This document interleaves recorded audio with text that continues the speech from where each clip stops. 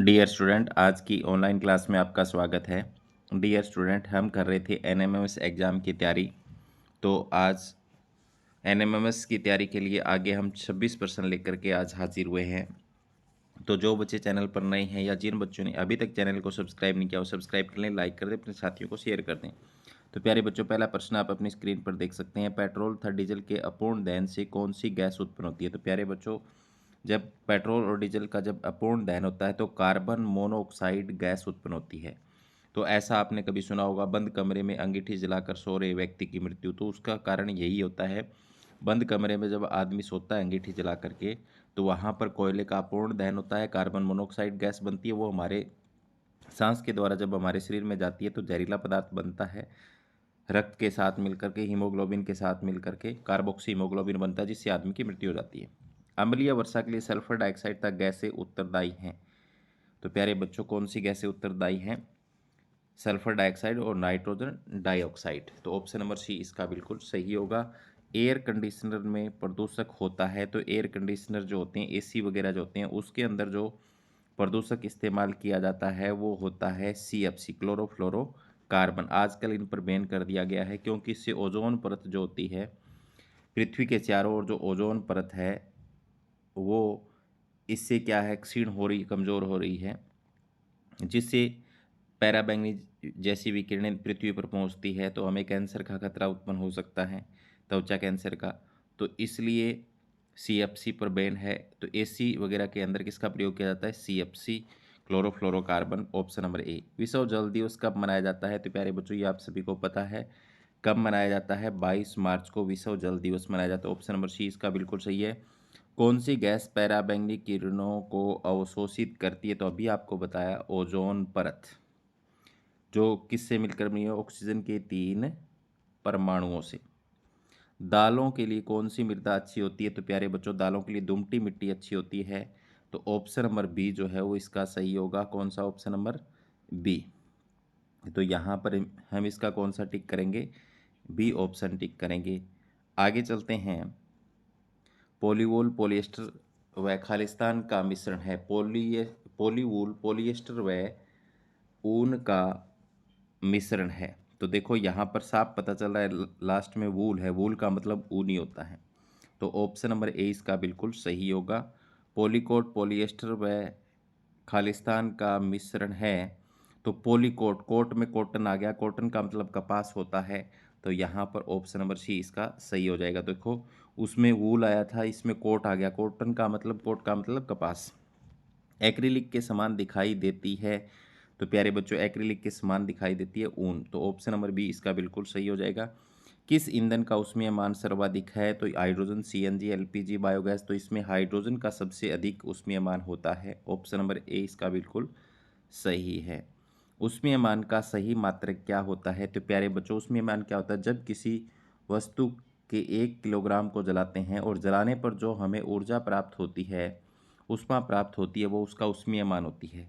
तो यहाँ पर उसका मात्रक क्या होगा? किलो जूल प्रति किलोग्राम। ऑप्शन नंबर डी इसका बिल्कुल सही होगा। फास्फोरस को किस में रखा जाता है? तो प्यारे बच्चों, जल के अंदर रखा जाता है। फास्फोरस को किस में रखा जाता है? जल में रखा जाता है। ऑप्शन नंबर ए इसका बिल्कुल सही होगा। आग लगे व्यक्ति को कंबल में लपेटने से आग के बुझने का क्या कारण है? तो प्यारे बच्चों, आग आदमी को लपेटने पर ऑक्सीजन की आपूर्ति बंद हो जाती है उसकी, तो आग बुझ जाती है, क्योंकि आग को जलने के लिए किसकी आवश्यकता होती है? ऑक्सीजन की।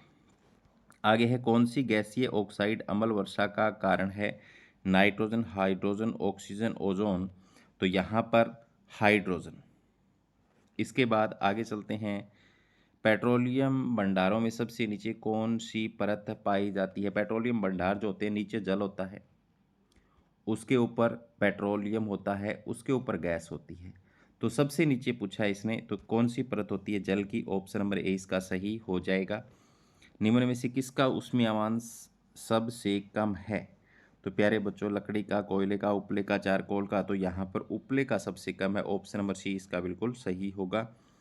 कॉपर के बर्तनों पर किस रंग का जंग लगता है? तो प्यारे बच्चों, हरे रंग का लगता है, भूरा, लाल, हरा, पीला। तो ऑप्शन नंबर सी इसका सही हो जाएगा। कौन सा पदार्थ सुचालक नहीं है? लोहे की कील, तांबे की तार, हीरा, ग्रेफाइट। तो यहाँ पर लोहे की कील सुचालक है, तांबे के तार सुचालक है, ग्रेफाइट सुचालक है।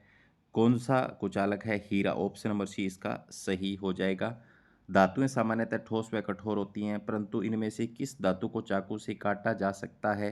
तो प्यारे बच्चों, एक ऐसी धातु होती है जिसको मिट्टी के तेल में रखा जाता है, सोडियम धातु, जो बहुत मुलायम नरम होती है। तो ऑप्शन नंबर सी इसका बिल्कुल सही होगा। आगे है इसके बाद, धातुएं सामान्यतः अम्लों से अभिक्रिया करके हाइड्रोजन गैस उत्पन्न करती है। निम्न में से कौन सी धातु हाइड्रोक्लोरिक अम्ल से क्रिया नहीं करती? तो प्यारे बच्चों, हाइड्रोक्लोरिक अम्ल से कौन सी अभिक्रिया नहीं करती धातु?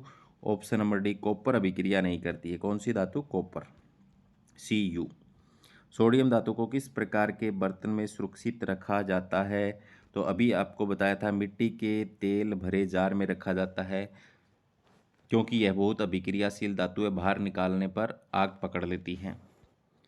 नमीयुक्त वायु में नाइट्रोजन को छोड़कर निम्नलिखित में से कौन सा मिश्रण नमीयुक्त वायु में नाइट्रोजन को छोड़कर निम्न में से कौन सा मिश्रण होता है? तो यहाँ पर पहला option H2O plus carbon dioxide plus oxygen, ये सही है। आगे है, निम्न में से कौन सा पदार्थ गर्म करने पर ठोस अवस्था से तरल न बनकर सीधी गैसीय अवस्था में आ जाता है? तो यहाँ पर ए इसका सही आंसर होगा। कपूर नेपथलीन की जो गोली है वो ऊर्ध्वपातन दर्शाती है। हवा और पानी की तरह कौन सा प्राकृतिक संसाधन अक्षय? अक्षय का मतलब जो कभी समाप्त ना हो, तो सूर्य का प्रकाश इसका सही आंसर होगा। कोयला भी समाप्त होने वाला है, पेट्रोलियम भी समाप्त होने वाला है, विद्युत भी समाप्त हो सकती है। भंडार जो है वो सीमित, मतलब विद्युत का उत्पादन जब बंद कर देंगे तो समाप्त ही है। तो सूर्य का प्रकाश अक्षय प्राकृतिक संसाधन है। आगे है, मृत वनस्पति के कार्बनीकरण से कौन सा पदार्थ बनता है? तो प्यारे बच्चों, बनता है कोयला। मृत वनस्पति के कार्बनीकरण से क्या बनता है? कोयला। ऑप्शन नंबर ए इसका बिल्कुल सही होगा। आगे, जलती हुई मोमबत्ती के ऊपर गिलास उल्ट कर रख देने से मोमबत्ती बुझ जाती है, किस प्रकार की अनुपलब्धता के कारण होता है? तो प्यारे बच्चों, ऐसा करने से क्या होता है, जैसे ये मोमबत्ती जो जल रही है, इसके ऊपर गिलास उल्टा करके रख दिया तो कुछ समय बाद ये बुझ जाती है, तो इसके अंदर किसकी कमी हो जाती है? ऑक्सीजन की कमी हो जाती है। तो ऑप्शन नंबर बी इसका बिल्कुल सही हो जाएगा। तो प्यारे बच्चों, हमने ये 26% डिस्कस किए हैं आज, जो आपके एनएमएमएस एग्ज़ाम के लिए महत्वपूर्ण रहने वाले हैं। तो इस तरीके से हम प्रश्न बना करके लेकर के आएंगे, रोज़ाना 25, 26 या 30 प्रश्न हल करेंगे। तो आज की क्लास में इतना ही, मिलते हैं नेक्स्ट क्लास में, तब तक के लिए बाय बाय, धन्यवाद।